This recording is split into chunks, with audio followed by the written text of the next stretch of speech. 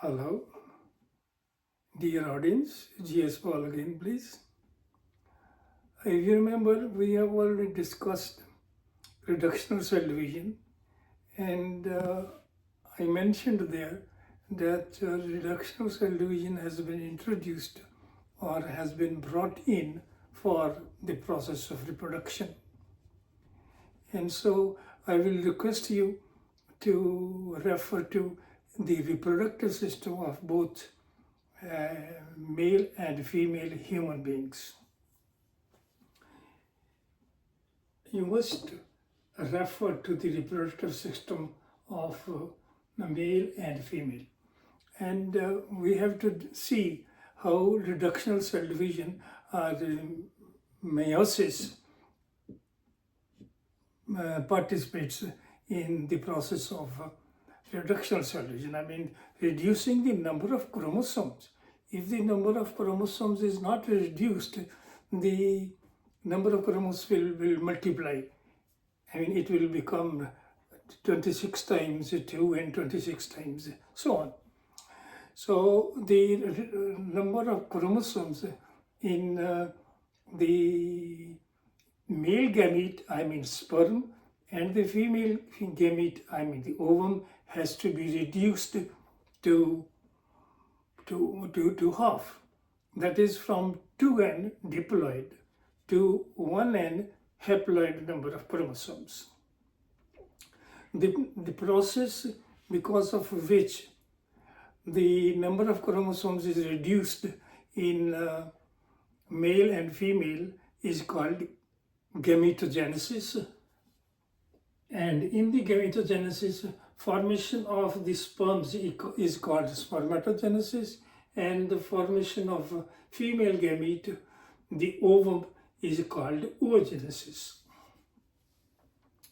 Now, spermatogenesis takes place in the testis, the male reproductive organ, the testis, which is male gonad, and in the female, this takes place in the ovary. Now, what is very interesting is in spermatogenesis is the formation of the sperms. Sperms are formed in the seminiferous tubules, if you remember, which are packed in testis. The cells of the seminiferous tubule are diploid, that means 2n chromosomes, and the seminiferous tubule, the inner wall of the seminiferous tubule is lined by cells, and these cells are germ cells. That means they will produce the sperms. The germ cells undergo the process of mitosis and produce many more germ cells, and these germ cells, I mean the spermatocytes, will undergo the process of reductional cell division. The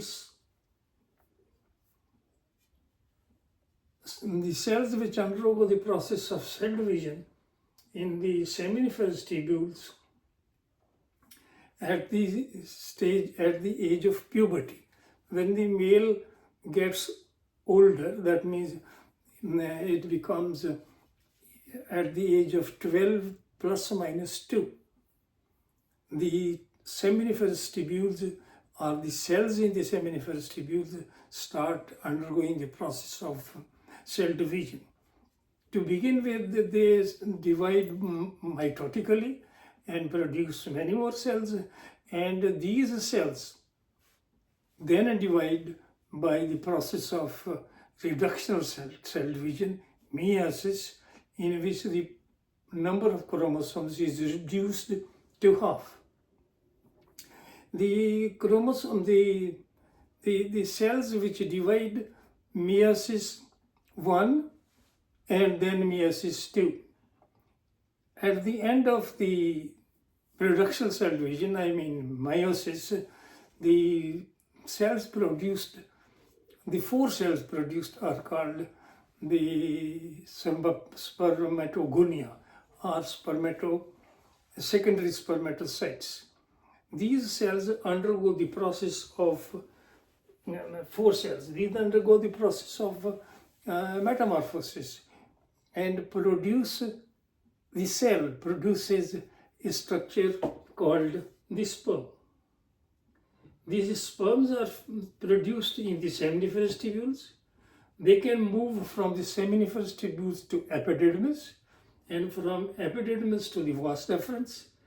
And in epididymis and vas deferens, they can be stored for some time, around a month or 2. If these spermatocytes are not used, they disintegrate and new spermatocytes are formed. What I'm trying to tell you is that seminiferous tubules continue producing sperms in the male up to whole of its life, quite probably, even when the man gets old. Of course, the sperms that are produced may not be that fertile or that active, but they are always there in the seminiferous tubules. The sperms, when they are produced, they go to vas deferens, and from the vas deferens for ejaculation, they go to seminal vesicles, and from the seminal vesicles through the ejaculatory duct. After being mixed with the secretions of prostate gland and Cowper's gland. The secretion of prostate gland and Cowper's gland actually make what is called as semen. So the semen is then ejaculated to the outside through the ejaculatory duct, which passes into the penis, actually through the urethra of the penis. The semen is thrown to the outside. Now, the amount of semen produced at one time in one ejaculation is around 5 to 6 ml. And what is this? The God. The number of sperms in 1 ml of the semen is around 1 to 6 millions. If the number of sperms in 1 cc, in 1 ml, how much? 1 to 6 million. If this number of sperms is less than the required number, the fertilization does not take place. Fertilization fails to take place. Now, the semen can be stored for some time in the seminal vesicles, in the vas deferens, and through the ejaculatory duct to the outside. The point to be noted is that this semen is always produced by the male, by the uriniferous tubules of the male throughout the life, as long as the male survives. Of course, when the man gets a little old, these sperms may not be that active or that smart, or may not be capable of fertilizing the ovum. Now, the sperms. Sperm is a unique structure consisting of the head towards the anterior side and a middle piece and the tail. Towards the anterior side of the head is a structure called acrosome, and the head itself is actually the cell which contains the chromosomes, and it has a centriole also. The region joining the head and the middle piece is called the neck. In the region of the neck, there is a centriole present. I have already said that the sperm is a cell. It is a complete cell in itself. The middle piece, in the middle piece there are present mitochondria, and these mitochondria provide the strength for the sperms to swim around, and the tail is quite long.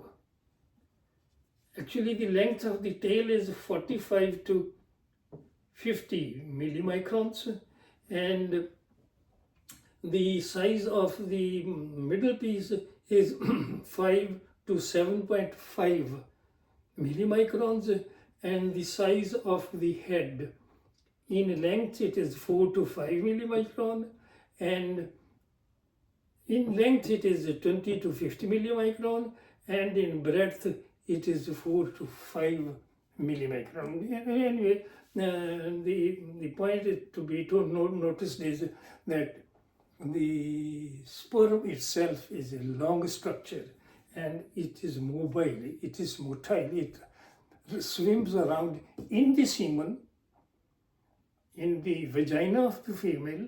From the vagina of the female, it gets into through the cervix, in the uterus, and from the uterus passes through the oviduct or the fallopian tube until it meets the ovum. Now, this is how the sperm is, and this is how the spermatogenesis takes place in the seminiferous tubules. And the semen is almost always ready in the epididymis and vas efferents.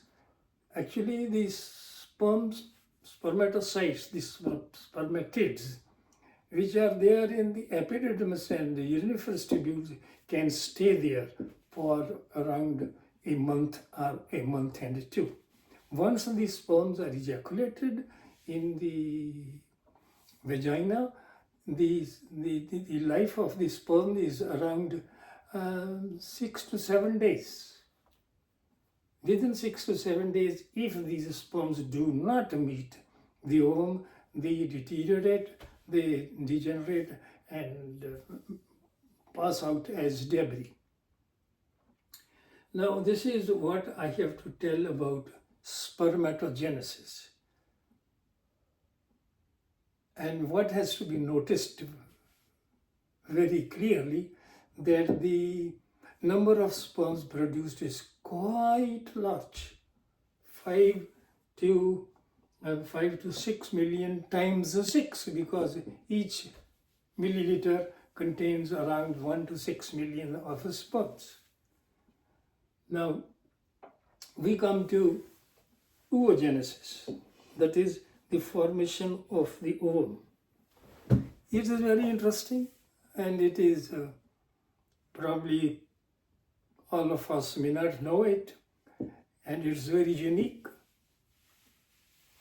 What I will say, that this is the miracle of God, this is the miracle of nature, which I am going to tell you, and it is very interesting. Now, what is the most interesting is that oogenesis starts in the ovary when the fetus is around 20 weeks, actually from 15 to 20 weeks old. Fetus, the embryo after fertilization, where? In the body of the female, in the body of the mother. When the ovary is ready, that is 15 to 20 weeks, in the ovary, the cells are migrated, the oogonia. These cells first undergo the mitosis and produce a large number of oocytes. The number of oocytes, then the oocytes in the fetus at the age of 20 weeks start the process of meiosis. Meiosis at the age of 20 weeks. Imagine when the baby is still in the body of the mother. The process of meiosis starts in the ovary and is withheld at protophase 1. Meiosis starts there. At protophase 1, it is withheld, it is installed, it stops. Until when? Until the baby is born and goes to the stage of puberty, that is 10 to 14 years. When the female becomes 10 to 14 years and the menstrual circle starts, menses start. But what happens in menses is that the ovary starts preparing the egg. Now, when the ovulation takes place, that means the egg is released. The ovum is released from the ovary. That's called ovulation. This is during menstrual cycle, within that 1 month. Now, when the menstrual cycle starts, in the middle of that cycle, the meiosis also starts. And meiosis 1 finishes and meiosis 2 starts. And meiosis 2 is stalled again at the stage of meiosis 2 at metaphase. What I'm trying to tell you is that at the age of puberty, when the ovary starts producing eggs, menstrual cycle, the oogenesis starts. Meiosis 1 and process 1 is finished. Meiosis 2 starts and it is withheld at the stage of what is called as metaphase 2. When the egg is released from the ovary and it is now there where? In the fallopian tube, in the oviduct. The egg is now moving at the stage of metaphase 2 from the oviducal funnel to the uterus. During this time, which is around 2 to 3 days, if the ovum happens to meet the sperm, that means if the sperm is available, and the sperm happens to meet the ovum and penetrates the ovum, then oogenesis restarts again. The meiosis 2 and metaphase 2 restarts. When the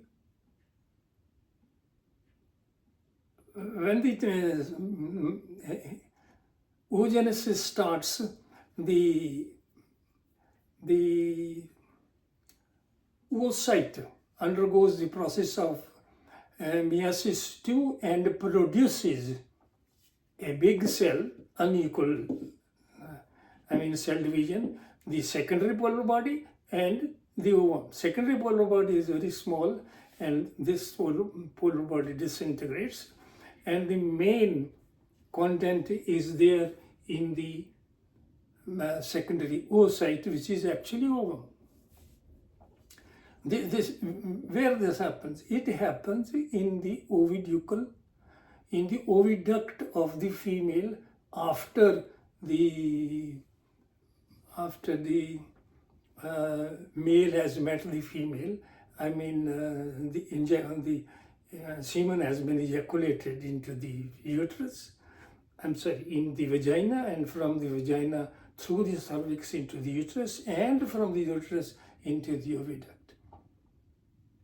when the sperm meets the ovum, then meiosis 2 starts, and the egg is made ready. I mean, the egg is ready and secondary polar body is formed.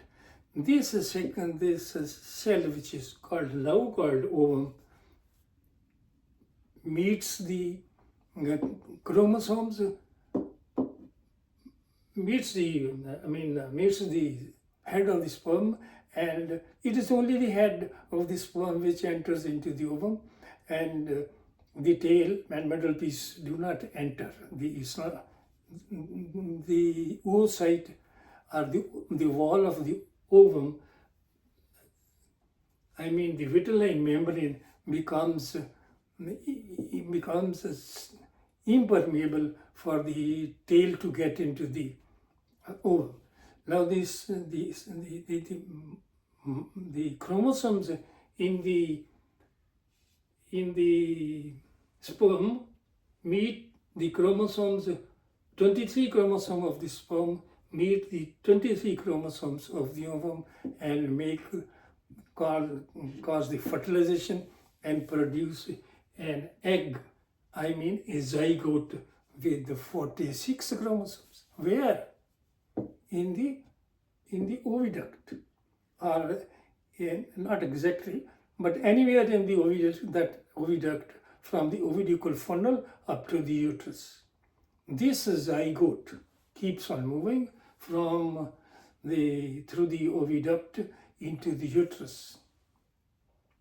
And as soon as the fertilization takes place, the zygote starts dividing and produces 2 cells, 4 cells, and generally it is at the 8-celled stage, that the zygote comes into the uterus and gets implanted into the uterus, called placentation, and starts developing into a new baby. Now this is how the meiosis takes place in case of the oogenesis.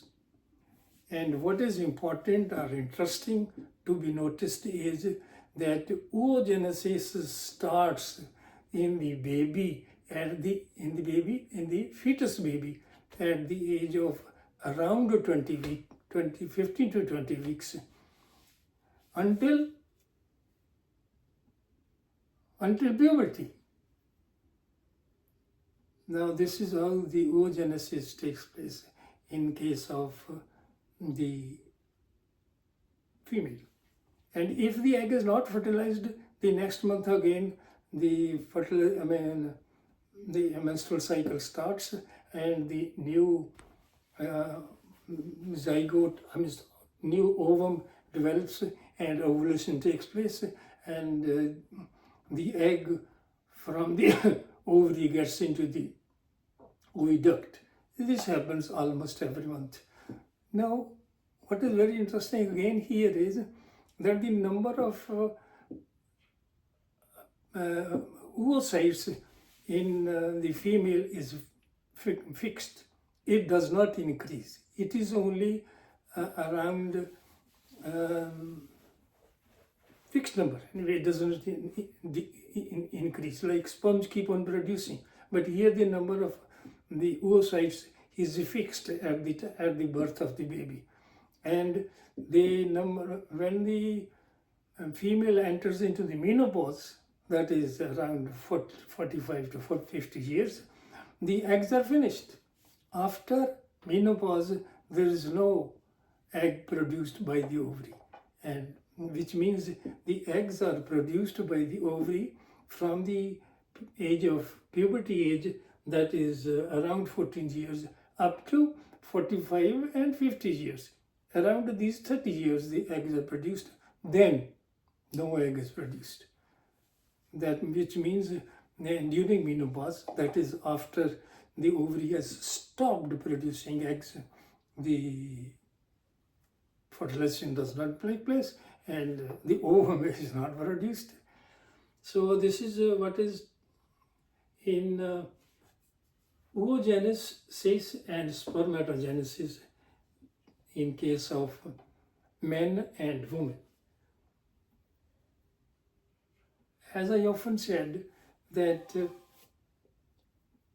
whatever I tell, generally whatever I tell, actually not always whatever I tell about a human being, about you, is all interesting.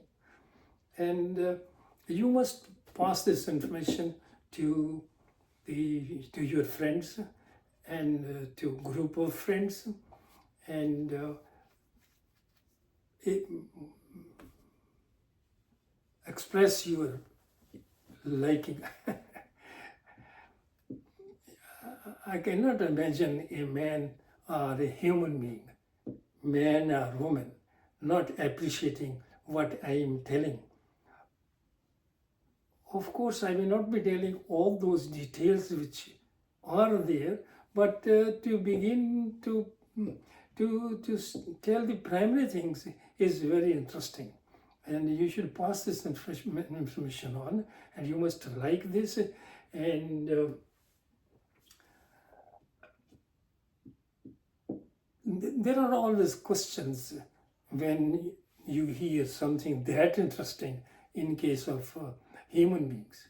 And if there's any question, please ask that question in the in the comment section, and I will answer those questions always, invariably, always.